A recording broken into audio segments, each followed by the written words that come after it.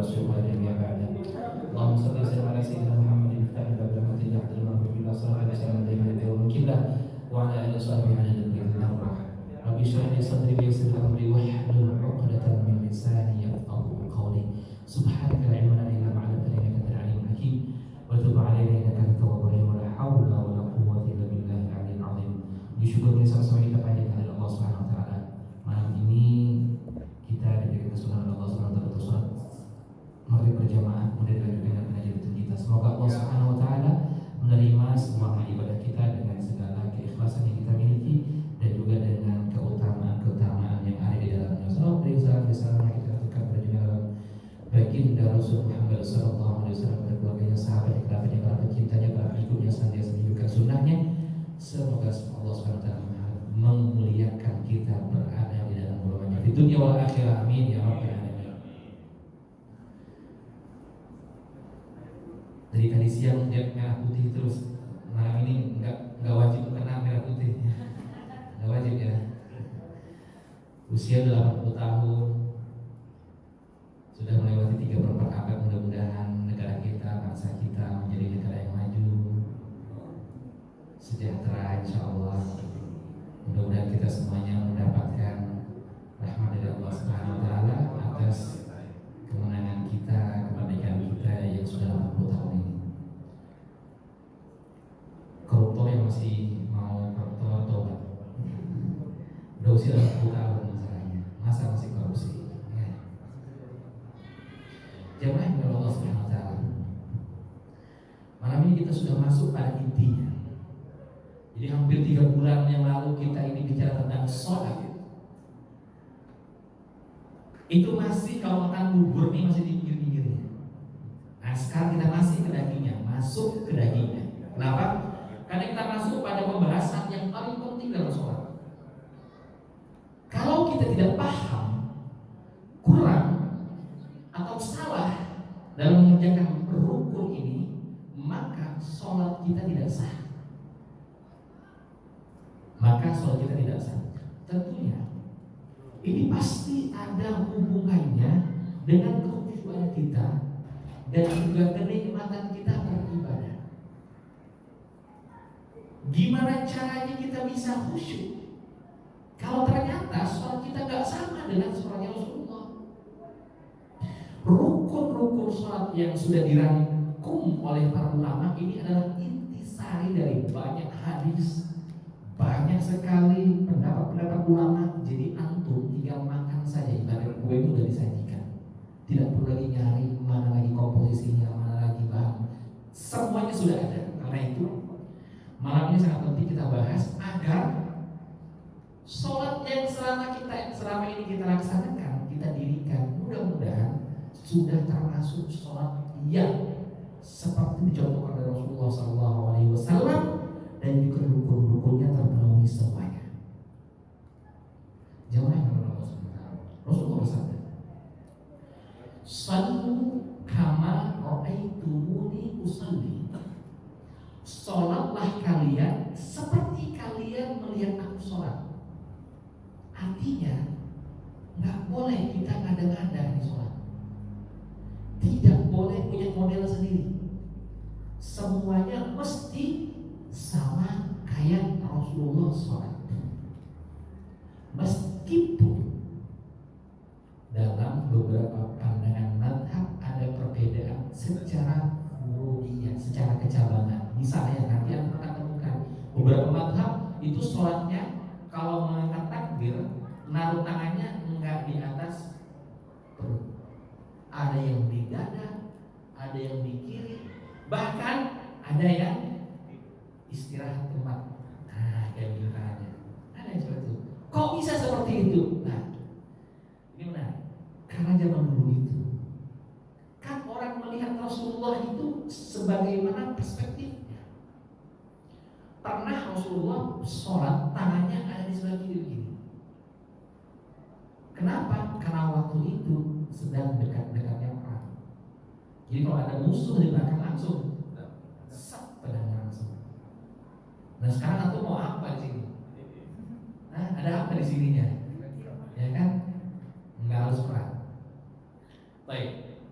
Itu sedikit gambaran kenapa ada perbedaan. Tapi pada intinya, pada dasarnya semuanya sepakat pada rukun-rukun sholat. Rukun itu apa? Rukun itu bahasa Arab artinya adalah pilar, tiang yang tegak. Kalau tiangnya ini tidak didirikan, bagaimana bisa kita disebutkan mendirikan sholat? Nggak bisa dikategorikan mendirikan sholat. Kalau rukunnya, boro-boro kita mau mendirikan rukunnya, kalau kita sendiri nggak tahu rukun sholat itu apa saja, nah, kita nggak usah panjang lebar karena materi saya biasanya nggak sampai habis, hanya sampai separuh, tiba-tiba udah selesai. Kita langsung saja. Arkanus sholat, rukun sholat, ada yang tahu ada berapa? Menurut mazhab Syafi'i yang komplit ada berapa kira-kira? Terserah apa saja. Yang menang nanti dapat sepeda dari Pak Bendahara. Ada berapa? 13. Hampir. Satu lagi barangkali yang mau nyoba, langsung ambil sepedanya rumah Pak RT. 9. Turun lagi malah. Hampir. Yang benar adalah 17. Nah, 17. Bismillahirrahmanirrahim. Ini menurut mazhab Syafi'i. Arkanus sholati sab'ata asyar. Rukun sholat itu ada 17. Al-awwalu an-niyah. Yang pertama adalah innamal a'malu binniyat. Sesungguhnya amal itu tergantung niatnya. Bapak ngapain begini, Pak? Enggak ada. Bisa aja, enggak bisa. Enggak bisa, harus ada niat. Niat itu harus ada. Saya mau sholat. Nah, untuk memudahkan itu, maka ulama merumuskan supaya niat kita ini mantap dengan pekerjaannya, maka disebutkanlah usolli fardal maghribi, itu untuk menuntut kita. Sebenarnya apapun ucapannya, yang penting saya niat sholat maghrib 3 rakaat makmum karena Allah Ta'ala. Itu cukup. Ya, menghadirkan niat itu harus. Nah, kalau antum masih ingat dulu, saya pernah bahas waktu wudu, apa itu definisi niat. Definisi niat, qasdu syai'i muqtarinan bi fi'lihi. Berniat atau bersengaja mengerjakan sesuatu, bersamaan dengan pekerjaannya. Muqtarinan bi fi'lihi, bersamaan dengan amal ibadah itu. Kalau mazhab Syafi'i enggak boleh sampai yang enak-enak di rumah niat saya mau sholat maghrib, jalan-jalan di waktu sini Allahu Akbar, enggak boleh. Mazhab Syafi'i. Mazhab lain boleh, Pak. Mazhab Hanafi masalah boleh. Sampai yang penting dari ini udah niat di rumah. Udah tahu kok saya mau masjid, saya mau nonton bola. Enggak, saya mau niat sholat. Jadi enggak punya lagi di sini. Tapi mazhab Syafi'i sangat tegas. Niat harus muqtarinan bi fi'lihi. Selesai usalli fardal maghribi 3 rakaat mustaqbil ibadah al-mahmum li ta'ala Allahu Akbar, langsung. Itu namanya muqtarinan. Kalau antum jeda itu enggak sah. Usalli, udah kayak WhatsApp dari bos tadi. Oh, enggak ada. Allahu Akbar. Enggak boleh. Ulang lagi niatnya. Tidak boleh ada jeda. Itu secara zahir. Secara batin pun tak boleh lagi ada sesuatu selain Allah, selain sholat, tak boleh lagi. Makanya kita kalau udah rapi sholat, jangan mau yang lain, jangan mikir yang lain. Karena waktu sholat itu niatnya harus bersih. Diawali niat yang tulus, ingin menghambakan diri kita kepada Allah Subhanahu Wa Taala. Kita nggak minta hidup, dikasih hidup sama Allah. Kita nggak minta kelahiran muslim, dikasih sama Allah. Kita akan lahir minta langsung ada beriman kepada Allah, dikasih iman kepada Allah SWT. Yang tidak dimiliki banyak orang, banyak imannya. Niatnya harus karena Allah Subhanahu wa Ta'ala. Dan niat itu akan menentukan, biasanya mostly, kebanyakan niat pertama itu menentukan bagaimana pekerjaannya antum setelahnya. Niat saya ngaji ke sini, udah apapun yang terjadi jalan karena niatnya mantap. Kalau niatnya setengah-setengah, ya kalau ada waktunya saya sholat, kalau saya waktu saya mau ngaji, maka ya Niat nggak mantap ini nggak jadi biasanya. Niat udah bagus, dia kerahkan Allah Taala. Bismillah. Berarti itu antum tinggal mengerjakan sisanya. Oh, niat udah betul, antum sudah modal utama, sholatnya betul. Ya, niatnya harus benar. Tadi niatnya saya katakan tidak masalah, nggak mesti berbahasa Arab. Ya, sengaja aku sholat maghrib 3 rakaat makmum kata Allah Taala, Allah Akbar. Karena sebagian orang tua kita zaman dulu nggak bisa ngomong Arab itu nggak bisa. Nggak ada masalah. Orang Jawa mereka tahu mengerti semuanya, mengerti semua bahasa. Ya.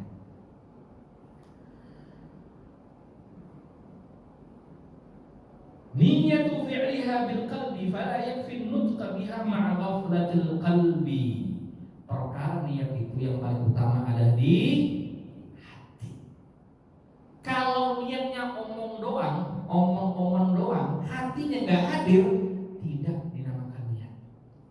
Usalli fardal maghrib, hatinya enggak kepaksa saya kesini katanya. Kan dibawa yang Pak Sugeng aja saya pengen sholat. Hatinya itu nggak hadir.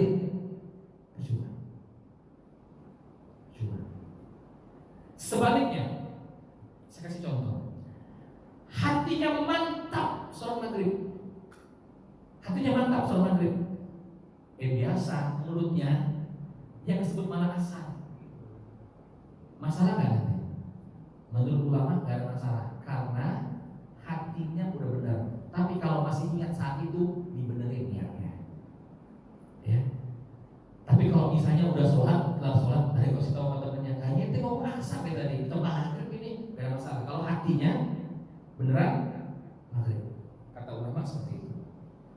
Kalau ulama fardhu bi khilafihi ka'an nawa dhuhra wa nataqa bil asri kana al-ibratu liman nawa. Seandainya dia sudah berniat fardhu untuk mengatakan sholatnya adalah sholat zuhur, tapi ternyata lisannya tersebut asar. Ada masalah. Tapi tidak sebaliknya. Lisannya doang ngucapin dia mau sholat, hatinya kosong. Enggak ada kepikiran mau sholat, tapi ngambang kemana-mana. Nggak boleh. Kalau antum nggak bisa, seluruh surat itu antum khusyuk, minimal ada waktu niat takbir itu harus menghadirkan hati kepada Allah Subhanahu Wa Taala. Minimal. Ya, yang pertama rukunnya adalah niat. Nanti orang nggak niat, nggak dianggap sholat, dia nggak diukur. Al-thani takbiratul ihram. Yang kedua adalah takbiratul ihram. Ternyata selama ini kita cuma dengar Allahu Akbar pertama kali takbiratul ihram. Ternyata itu bagian daripada rukun sholat yang kedua. Orang kalau nggak takbir nggak sah sholatnya. Takbirnya pun gak boleh dalam hati, diucapkan. Nyari sholat sekampung dia gak boleh nyari. Yang penting sekiranya kuping kita ini dengar Allahu Akbar, kuping kita sendiri dengar. Kalau bisiknya gak dengar apa, tapi sekiranya kalau gak ada bisik, kuping kita udah bisa dengar, maka itu sudah dianggap niat. Apa takbir tuh? Saya mau nanya, kenapa namanya takbiratul ihram? Takbir yang mengharamkan artinya. Takbir yang mengharamkan. Karena ketika antum takbir, maksudnya haram adalah dilarang sudah apapun yang tidak boleh dilakukan saat antum sholat, termasuk bicara nggak boleh, makan nggak boleh, untuk gerakan-gerakan lain di luar sholat sudah gak boleh dan lain sebagainya. Ya, itu maksud daripada takbiratul ihram. Kan kita di umroh haji berihram. Maksudnya apa? Sudah dilarang mengerjakan perkara-perkara yang tidak diperbolehkan selama kita haji atau umroh. Sama, sholat pun ada startingnya, ada ambil mikotnya kalau kita haji atau umroh. Sama, mikotnya apa? Sebelum takbir itu boleh ngomong, sebelum takbir itu masih bisa minum, masih bisa makan dan sebagainya. Gimana hukumnya orang makan ketika dalam sholat? Hah? Lagi makan, nanggung, dia langsung sholat, disisain makannya di dalam. Nah, ini waktu itu kecil saya ya, nanggung. Ibu dia dalam sholat, ibunya dimakan. Hah? Gimana dong gitu? Gak boleh ya? Gak boleh. Suruh siapa makan? Gak boleh. Orang mau makan, mau sholat itu sudah harusnya kalau makan sebenarnya harus kudu minimal atau tidak sikat gigi. Ya. Maka Rasulullah kalau makan daging unta dia wudhu. Makanya di beberapa mazhab itu daging unta kalau makan nggak perlu sholat, wudhu dulu. Tapi kalau tidak Syafi'i kan cukup mazhab lain. Nah kalau antum lagi ke Saudi lagi makan kambing kan, makan unta daging unta sebaiknya wudhu. Takbiratul ihram mengharamkan semua yang tidak boleh lagi pada waktu sholat. Termasuk, nah ini banyak, termasuk komunikasi yang dikemas seolah-olah bagian daripada bacaan sholat. Ini entah fiktif atau apa. Saya dulu sering dapat cerita. Sang anak izin sama orang tuanya untuk pergi ngaji. Udah dijawab sebelumnya sholat, tapi anaknya nggak dengar. Nanya terus, ma, boleh nggak ngaji? Rumahnya ustazah. Ibunya lagi baca Al-Fatihah. Alhamdulillahirobbilalamin arrahmanirrahim semuanya. Pas waktu Rahmanir Malik Yaumiddin. Iya, karena aku juga. Iya, karena saya maksud jawab anaknya. Nggak boleh ya, nggak boleh. Yang kayak begitu tidak boleh, batal sholatnya. Batal. Karena ada komunikasi lain selain sholat. Satu-satunya komunikasi yang diperbolehkan oleh Allah Ta'ala, komunikasi di dalam sholat hanya ketika kita mengucapkan salam nanti. Ada waktu tasyahud kita mengucapkan salam kepada Rasulullah SAW. Assalamualaikum ayyuhan nabi wa rahmatullahi wa barakatuh. Itu salam kepada Rasulullah. Itu boleh. Tapi Rasulullah tidak ada. Terima kasih boleh. Al-thani takbiratul ihram, yaitu adalah takbir yang disebabkan olehnya kita tidak boleh lagi makan, minum dan semua larangan dalam sholat.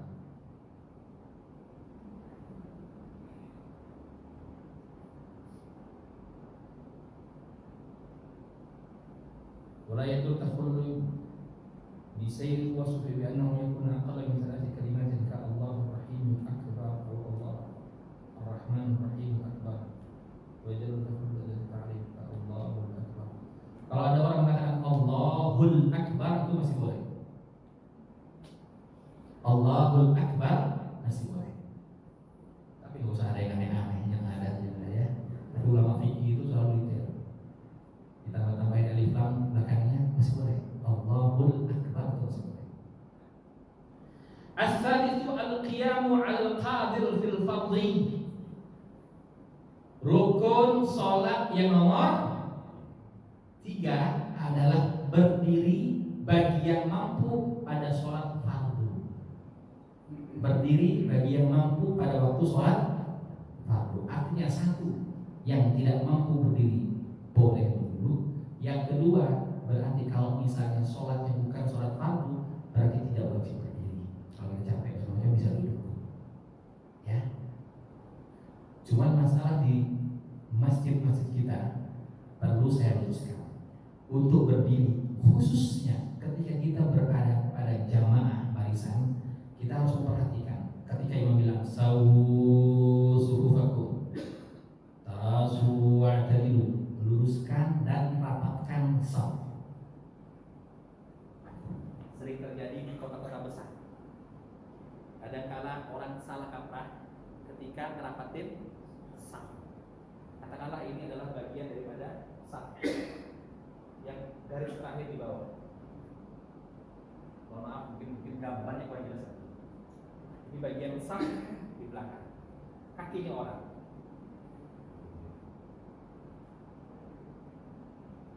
Mereka. Yang harus rapat itu kebanyakan orang salah. Yang harus rapat itu bukan depannya, Pak. Kita kan yang depannya.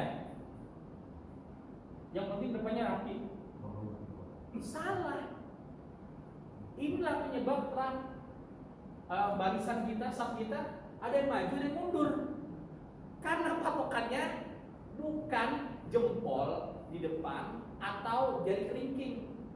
Bukan patokannya ini. Patokannya adalah tumit. Kenapa? Karena kaki kita nggak semuanya sama. Ada yang panjang, ada yang pendek. Kalau antum ini jadi. Kalau misalnya berpatokan sama jempol di sini, di belakang yang di lutut sama, ya kan? Tapi kalau antum berpatokan sama tumit, yakin rapi barisannya, ya. Dan kalau bisa, kalau rata-rata tinggi kita sama, kata ulama, kalau bisa ininya nempel pundaknya samping, ya. Itu tandanya rapi barisan kita. Kebanyakan orang salah. Waktu lihat jempol sama kelingkingnya, ya salah. Yang harus dirapikan, punten. Belakangnya, tumitnya. Ini harus rapi. Paham ya? Di masjid lain sih kayaknya nggak ada kayaknya. Ini rapi, insyaallah. Tapi ini betul, Pak. Dulu saya juga sebelum tahu cara merapikan saf, saya melihatnya adalah kelingking, kan kalau belakang susah melihatnya, ya kan? Yang harus rapi itu adalah tumit. Kalau tumit udah rapi, berarti itu barisan rapi. Nah, guru saya pernah mempraktekkan sholat kamu itu baru benar, tapi ini untuk berbadan ikhwan-ikhwan yang berbadan ideal. Kalau bisa dia bilang, jari atau jempol kita yang kanan itu tidak berubah sampai terakhir kita salam. Jadi kalau misalnya tuh sholat, kaki yang kanan ini posisinya sampai selesai ini nggak akan pernah berubah. Kalau kiri kan ada tasyahud, udah berubah. Tapi ini sampai selesai salam tetap di situ. Suatu saat antum praktik dari rumah, digambar kalau bisa, di spidol. Kalau bisa selesai, masih ada tetap. Tapi rata-rata, punten, kalau beratnya di atas 80 kilo, biasanya susah untuk tepat itu. Tapi kata guru saya, kalau antum bisa seperti itu, secara lahiriahnya antum sudah rapi. Dimulai dari tumit. Makanya dalam kepala harus ada gerakan ini, gerakan jogging bersama di Al-Falah nanti lari 5 kali 6 kali putaran, biar apa? Badannya bugar. Jadi sholatnya nggak geser-geser. Ya geser-geser biasanya. Kalau udah assalamualaikum, udah geser ke kiri sini badannya, iya kan? Karena di awalnya kita selalu menggerakkan kaki kanan. Kaki kanan ini kalau bisa jangan gerak sama sekali. Kalau bisa jangan gerak sama sekali.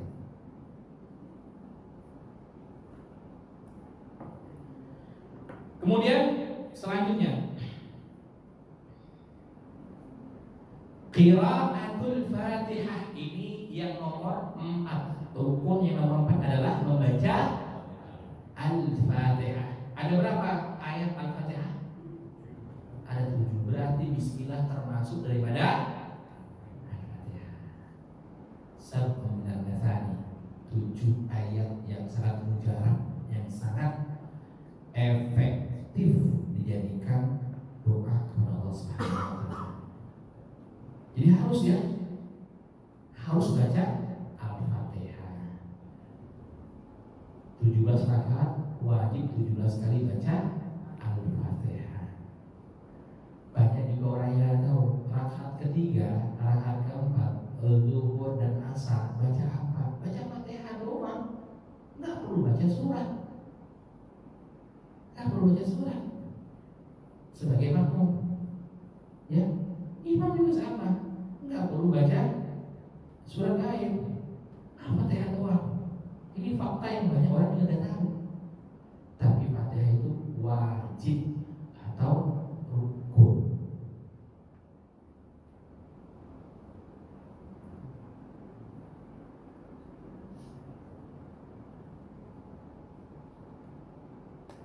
Tadi yang saya katakan bahwasanya begitu wajib untuk sholat fardu. Karena apa? Kalau sholat sunnah, walaupun antum mampu berdiri, boleh sholat duduk walaupun antum sehat. Ini fakta yang mungkin juga belum tahu malam ini. Sunnah itu kalau antum nggak mau berdiri, capek berdiri, duduk aja, nggak masalah, boleh. Tapi pahalanya pasti berkurang. Pahalanya berkurang kalau sunnah tidak berdiri. Harusnya kita berdiri. Apa patokan kita bisa berdiri kata ulama? Yang penting punggungnya bisa lurus. Itu sudah dinamakan berdiri. Ya, punggungnya bisa lurus. Qiraatul Fatihah qara'a sab'a ayatin min ghairiha min al-Qur'an yusanna an takuna murattabatan wa yushtaratu an takuna hurufuha qadra huruf al-Fatihah walau dhannan.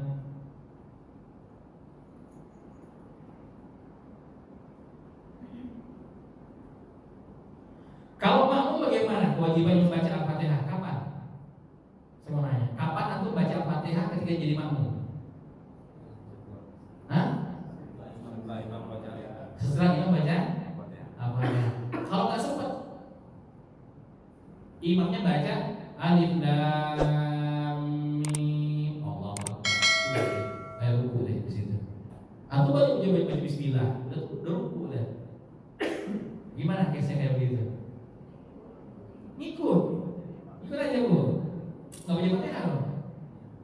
Ya, jadi kalau misalnya kita sudah bermakmum, artinya kita itu Fatihahnya dijamin oleh imam. Tapi sebisa mungkin kita membaca Al-Fatihah setelah imam membaca Al-Fatihah. Tapi itu ada Syafi'i saja. Madzhab yang lain mengatakan bahkan bisa dari awal ketika imam baca Al-Fatihah. Tiba-tiba imamnya waladhdallin amin Allahu Akbar ruku dah. Itu kapan bacanya nanti jadi makmum? Bisa dong kayak gitu kejadian? Kita nungguin imamnya baca surat, ternyata nggak baca surat. Terus kapan kita baca Fatihahnya? Ya, makanya banyak yang mengatakan boleh baca Al-Fatihah ketika imam baca Fatihah. Ikut bermati aja. Ya.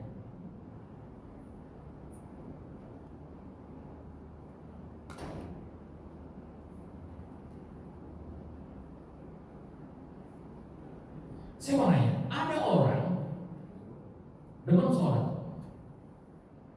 Saya nggak tahu gimana caranya mengasih contoh, tapi kalau saya mualaf, dia nggak bisa baca Fatihah.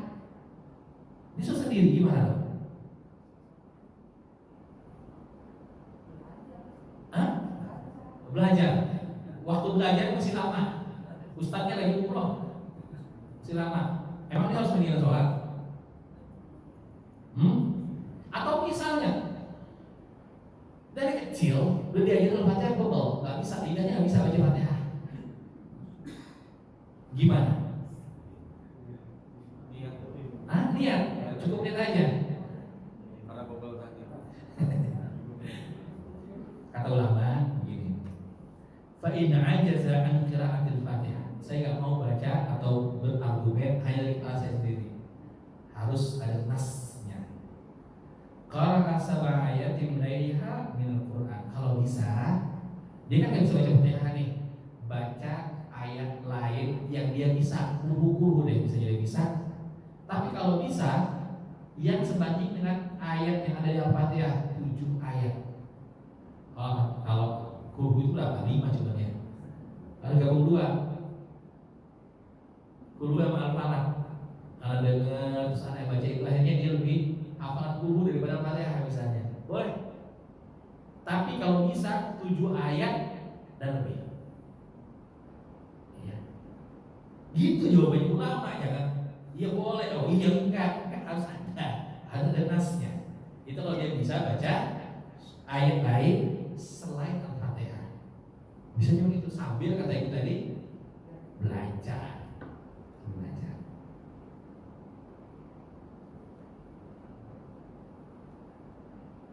Fa'in ajaza syai'un min al-Qur'ani ata bi sab'i anwa'in min dzikr. Gak bisa.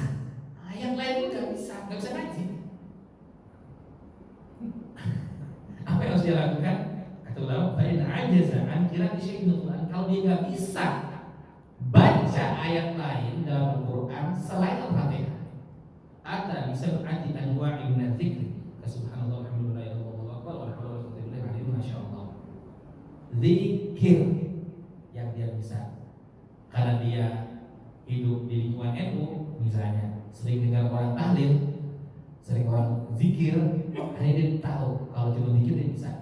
Apa misalnya tasbih? Subhanallah, alhamdulillah, wa la ilaha illallah, Allahu akbar, wa la haula wa la quwwata illa billahil aliyil azim, masya Allah, tabarakallah. Misalnya dia sering dengar itu, ya udah ada 7. Lumayan kan? Lumayan. Islam itu mudah. Islam itu mudah, jangan sulit. Yasiru wa la tu'siru.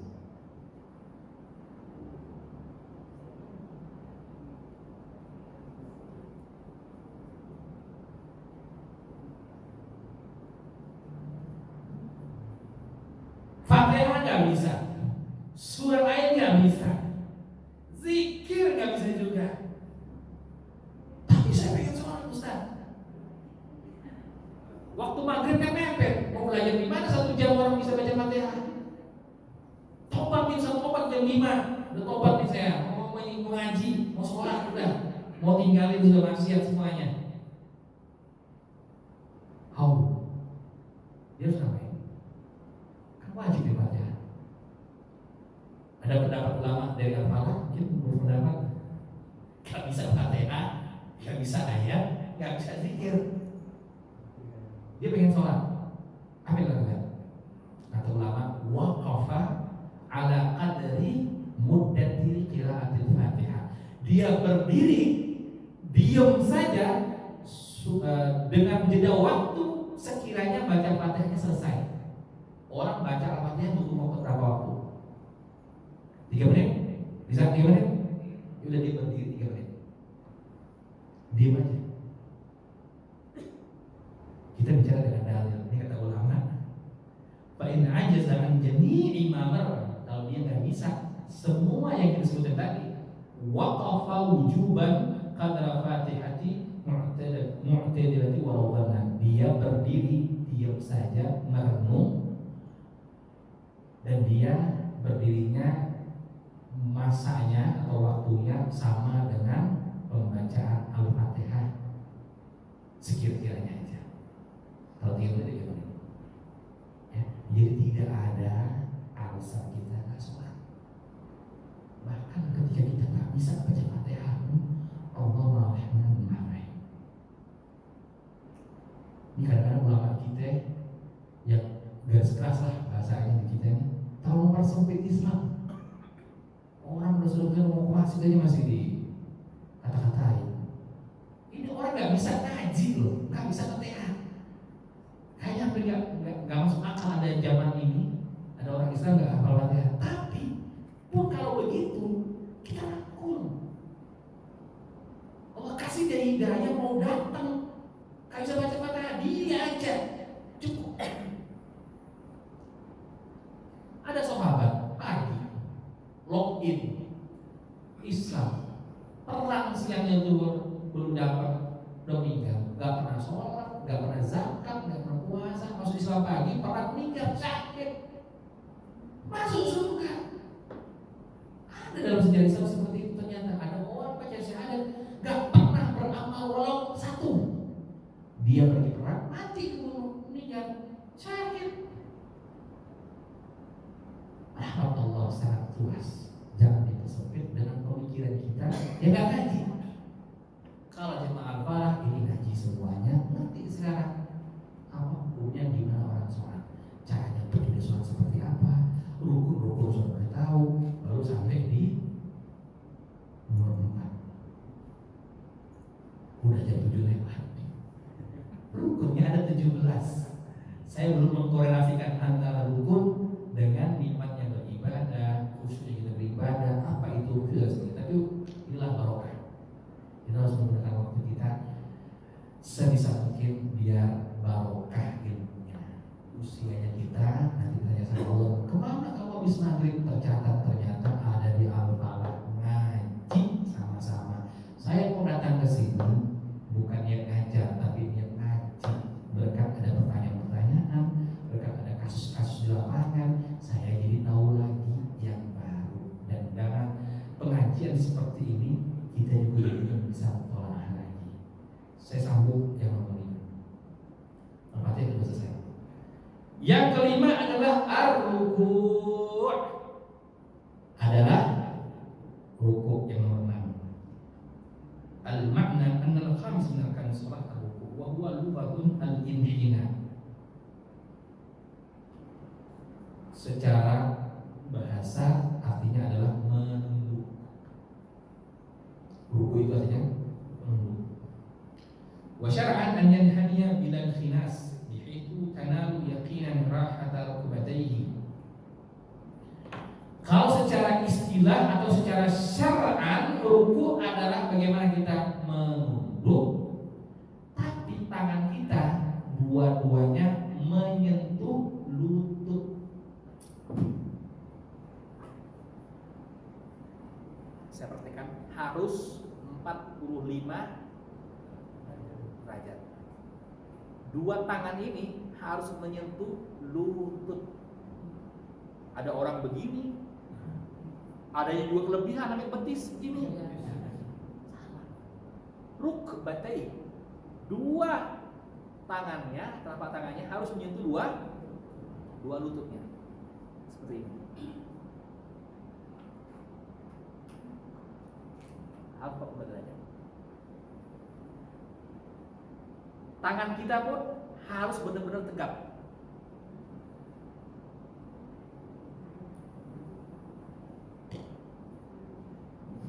Firman Allah, warka'u ma'ar raki'in, dan ruku'lah kalian bersama dengan orang-orang lain yang sudah ruku'.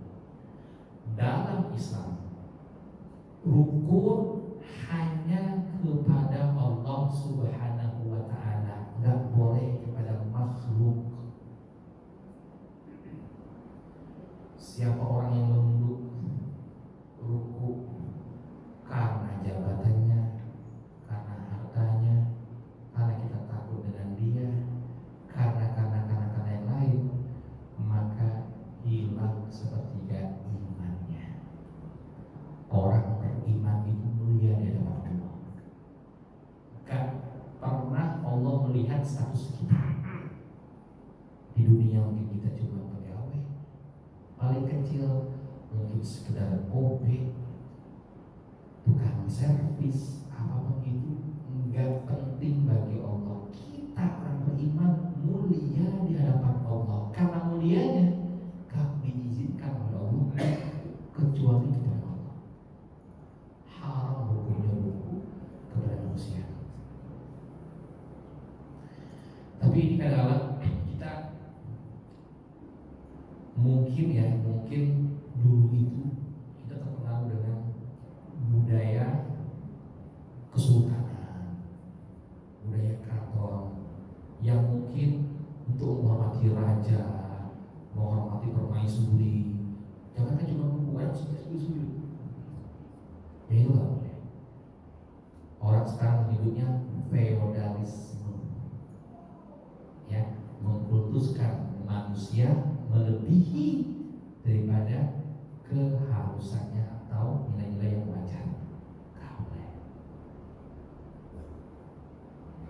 Orang Arab itu paling pandai menerjemahkan gak boleh ruku.